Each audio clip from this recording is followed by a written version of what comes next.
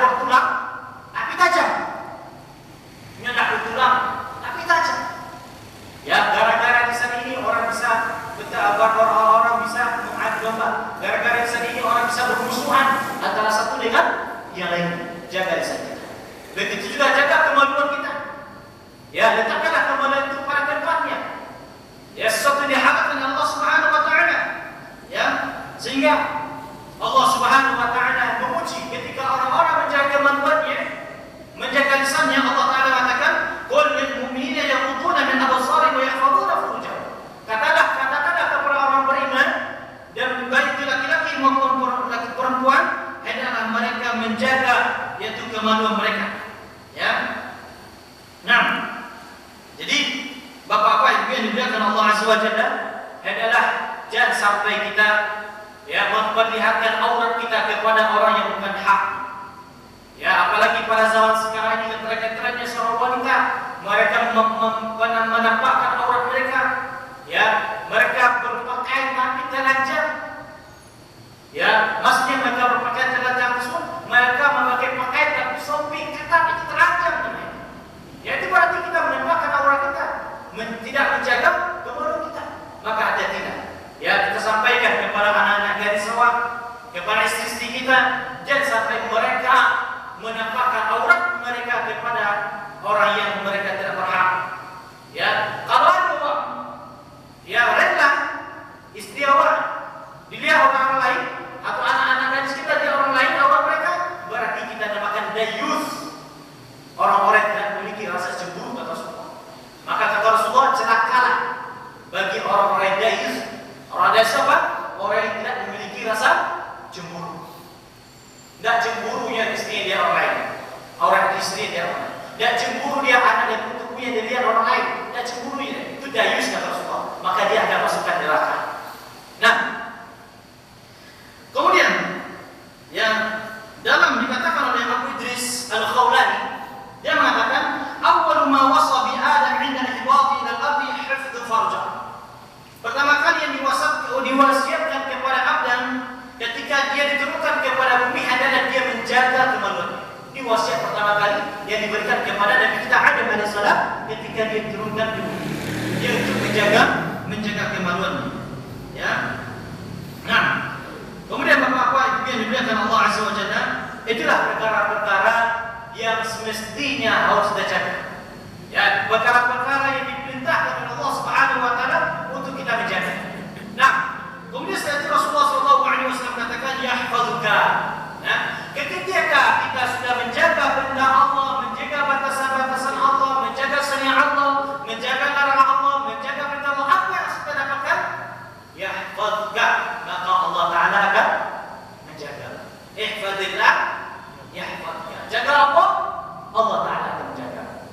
Maka timbul pertanyaan bagi awak, apa bentuk penjagaan Allah Subhanahu wa taala kepada kita ketika kita lagi menjaga syariat Allah Subhanahu wa taala. Ya, jadi ini sesuai dengan dalil kalau walai jago perkara diperintahkan Allah akan menjaga.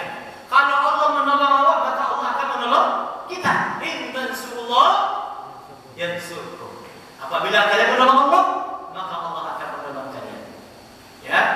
Sebagaimana juga dikatakan, "Fadhkuruni adkurkum." Kalau kalian ingatlah Allah, apabila kalian ingat kepada Allah, maka Allah pun akan ingat kepada kalian. Al-jazaa'u min jinsil 'amal. Balasan itu sesuai dengan amal. Kalau mengamalkan perbuatan baik, maka kita akan mendapatkan perbuatan amal balasan baik. Kalau kita melakukan perbuatan yang buruk, maka kita akan mendapatkan balasan yang buruk-buruk. Al-jazaa'u min jinsil 'amal. Balasan itu sesuai dengan amal yang kita lakukan. Kalau banyak yang tadi kita lakukan kepada Allah, banyak pula balasan yang akan diberikan oleh Allah Subhanahu wa taala. Nah, kemudian apa bentuk penjagaan Allah kepada hamba-Nya? Ya.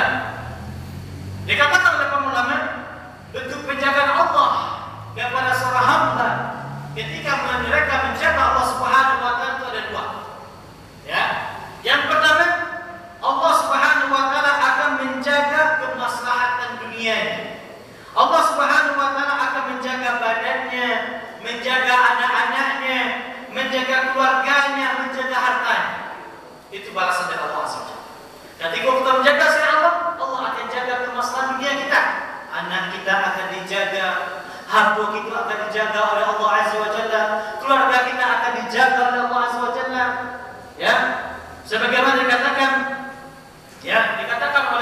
Allah Azza wa Jalla, lahum mu'aqibatun min baini yadayhi min khalfin wa yahfazuna min amrillah.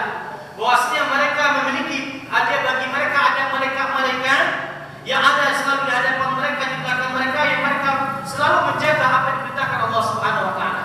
Artinya, setiap orang menjaga Allah Subhanahu wa taala, Allah akan berikan kepada dia malaikat yang selalu menjaganya. Subhanallah. Ya, malaikat akan selalu mengiringi kita untuk menjaga kita. Ya. Dikatakan ya dalam hadis, ya dikatakan oleh para ulama, adalah salah satu bentuk penjagaan Allah Subhanahu wa taala kepada kita. Barang siapa menjaga Allah pada waktu dia kecil, Allah akan menjaga dia waktu dia besar. Ya, barang siapa menjaga Allah di waktu dia kuat, maka Allah taala akan menjaga dia di waktu dia lemah. Ya, itu banyak kisah para ulama. Banyak sekali kisah disampaikan oleh para ulama. Ya, di antaranya ada kisah seorang tua, umurnya lebih 100, lebih kurang 110 atau 100 tahun. Ya, ketika itu ada kapal yang terjadi kerusakan di kapal, kemudian dia meloncat dengan tinggi yang besar, meloncat ke bawah, selamat tiba di bawah. Tidak apa-apa. Ya, aku cuma sampai gitu ya, kamu kuat. Aku cuma dahulu pada waktu aku kecil, waktu aku muda, aku dijaga oleh Allah Subhanahu wa taala, maka sekarang aku pun dijaga oleh Allah Subhanahu wa taala. Ya. Betapa banyak orang-orang yang mereka menjaga oleh Allah Azza wa Jalla. Lihat ulama kita menjaga oleh Allah Azza wa Jalla, umur 40, 80 tahun sampai 100 tahun masih sehat-sehat saja. Tidak ada penyakit. Bacalah kamu saja kue. Tapi kalau sekarang umur 40 tahun dah banyak penyakit, stroke lah, baik kamu saja tidak bisa, banyak penyakit. Itu kenapa? Karena mereka di waktu kecil tidak menjaga syariat Allah Azza wa Jalla. Maka barang siapa di waktu mereka kecil, di waktu muda mereka menjaga syariat Allah, insyaallah Allah taala akan menjaga dia di waktu itu tua. Nah, kemudian ya, barang siapa yang didiakan Allah Subhanahu wa taala di waktu dia muda, maka Allah sia-siakan dia pada waktu itu tua. Ya, sebagaimana dikatakan ada satu kisah yang sangat ajib, ya, yang sangat ajib sekali, yaitu ada seorang laki-laki pada zaman Rasulullah sallallahu alaihi wasallam, bahwasanya pada dia kapal rusak. Ya, kapal itu rusak.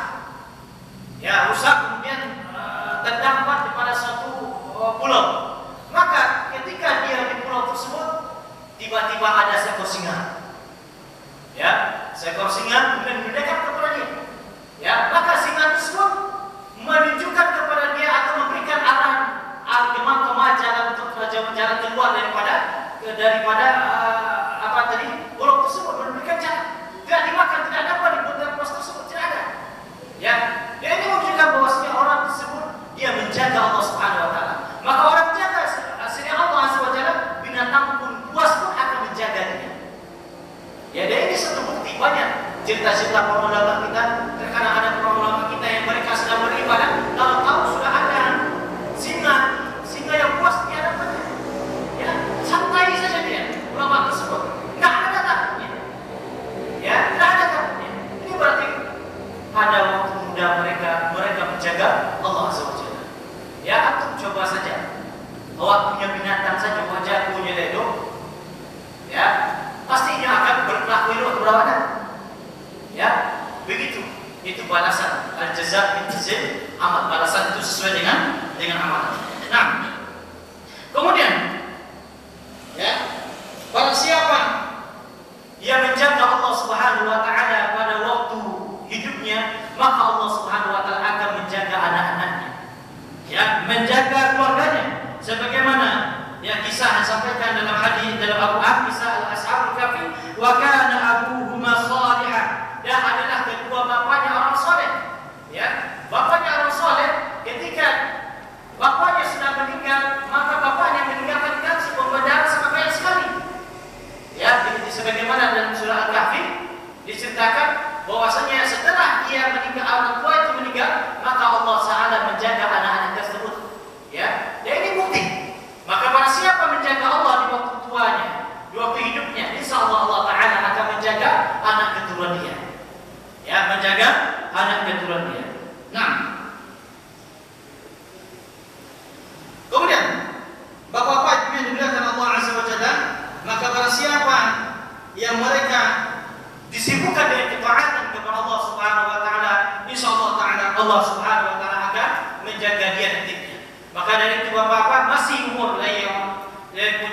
sehat awak, maka jagalah syariat Allah Azza wa Jalla.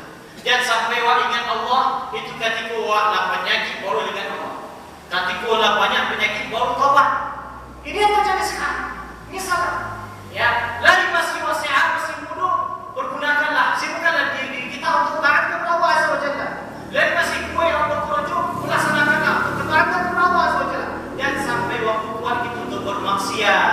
Betapa banyak orang pada tuanya dia, pada mudanya bermaksiat, pada tuanya dia akan sia-siakan Allah Azza wa Jalla. Maka dikatakan ulama, ada satu cerita, ada orang tua, orang sudah tua, kerjanya minta-minta kepada orang. Maka dikatakan, kenapa tu ya Syekh? Karena sesungguhnya orang tersebut pada waktu tua, pada waktu muda dia, karena dia sudah menyia-nyiakan Allah, maka pada waktu tua dia Allah akan menyia-nyiakan mereka. Na'udzubillah. Nah, itulah bentuk penjagaan Allah Subhanahu wa taala kepada kita di dunia. Ya. Kemudian bentuk penjagaan Allah Subhanahu wa taala kepada kita ya di akhirat, atau bentuk penjagaan Allah sendiri, Allah taala akan menjaga agama kita. Apabila kita menjaga syariat Allah, Allah akan menjaga agama kita dari perkara syahwat, dari perkara syubhat. Ya. Jadi dari itu Bapak-bapak, Ibu, hendaklah kita menjaga syariat Allah, maka Allah akan memudahkan bagi kita untuk mempelajari syariatnya. Betapa banyak kaum muslimin, betapa banyak Bapak-bapak, Ibu, yang mereka ada kekuatan, mereka memiliki waktu yang banyak, tetapi tidak ada kesempatan bagi mereka untuk mempelajari ilmu syariat Allah. Tidak ada waktunya. Waktu mereka sibuk dengan dunia. Ini menunjukkan bahwasanya mereka telah menyia-nyiakan Allah Azza wa Jalla. Jadi suatu nikmat, satu kenikmatan sangat besar yang Allah berikan kepada kita, ketika kita menjaga syariat Allah Azza wa Jalla, maka Allah Taala akan menjaga agama kita dari perkara-perkara syubhat, dari perkara-perkara syahwat, ya, yang menyesatkan. Ya. Nah, kemudian ada dikatakan oleh ulama salaf, ya. Dikatakan oleh ulama salaf, ada seorang laki-laki dia dalam keadaan sakaratul maut.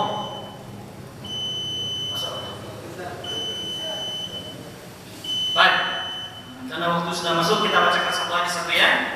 Ada suatu dikatakan seorang raja dan dia meninggal, syumra sah, maka dikatakan jumlah kepalanya. Ya, qala ajid fi ra'sil Al-Qur'an, saya mendapatkan di kepalanya Al-Quran karena dia dulu menghafal Al-Quran. Kemudian sum qalbahu, jumlah hatinya, qala ajid fi qalbi siyam, saya mendapatkan di dalam hatinya itu puasa. Qala syum qadamai, jumlah kedua kakinya, qala ajid fi qadamai qiyam, saya mendapatkan kepada kedua kakinya itu dia berdiri melaksanakan ketaatan kepada Allah. Maka qala hafidha nafsah, dia telah menjaga dirinya, wa hafidhahullah, maka Allah Subhanahu wa taala akan menjaganya. Subhanallah. Jadi Bapak-bapak, Ibu, karena waktu sudah habis, maka kami wasiatkan kepada diri kami dan kepada kita semua, jagalah Allah Subhanahu wa taala, jagalah syariat Allah Azza wa Jalla, insyaallah taala Allah taala akan menjaga kita. Jagalah Allah pada waktu muda kita, Allah akan jaga waktu tua kita. Jagalah Allah pada waktu kita kuat, maka Allah Subhanahu wa taala akan menjaga kita nantinya pada waktu kita lemah. Nah, inilah yang dapat disampaikan. Mudah-mudahan bermanfaat bagi kita semua. Sebenarnya hadis ini sangat panjang sekali ya penjelasannya. Ya, insyaallah akan kita bahas pada waktu yang lain, pada kesempatan yang lain. Mudah-mudahan bermanfaat bagi kita semua.